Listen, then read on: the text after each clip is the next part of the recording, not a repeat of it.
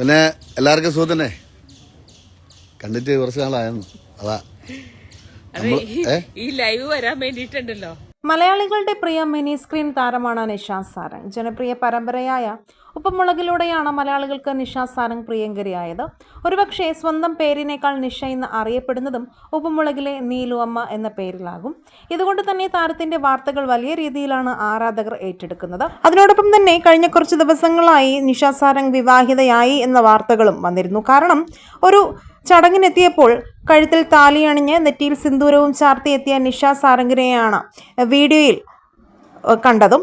അതുകൊണ്ട് തന്നെ നിരവധി ആരാധകരാണ് ഇതെപ്പോൾ സംഭവിച്ചു, ഇത് ആരാണ് നിഷയെ കല്യാണം കഴിച്ചത് എന്നൊക്കെ അറിയാനുള്ള രീതിയിലുള്ള കമൻറ്റുകൾ ഇടുന്നത്. പക്ഷേ ഇതിനുള്ള മറുപടിയൊന്നും താരം ഇതുവരെയും പറഞ്ഞിട്ടില്ല എന്നുള്ളതാണ് സത്യം. അതോടൊപ്പം തന്നെ ഉപ്പുമുളകിലും നിഷ സാരംഗ് കാണാത്തത് വിവാഹം കഴിഞ്ഞ് കുറച്ച് നാൾ മാറി നിൽക്കുന്നതായിട്ടുള്ള വാർത്തകളും വന്നിരുന്നു. എന്നാൽ പീഡന പരാതിയിൽ ഒരു നടി ബിജു സാരംഗിനെതിരെയും ശ്രീകുമാറിനെതിരെയും പരാതി നൽകിയപ്പോൾ അവർ രണ്ടുപേരും ഉപ്പുമുളകിൽ നിന്നും തൽക്കാലം മാറി നിൽക്കുകയാണെന്നും വീണ്ടും നിഷ സാരംഗും ബിജു സോപാനവും ശ്രീകുമാറും ഒക്കെ ഉപ്പുമുളകിലേക്ക് തിരിച്ചു വരുന്നു എന്നുള്ള വാർത്തകളും വരുന്നുണ്ട്. ഇതിൽ ഏതാണ് യഥാർത്ഥത്തിൽ സംഭവിക്കുന്നത് എന്നുള്ള കാര്യത്തിൽ ഒരു വ്യക്തതയുമില്ല.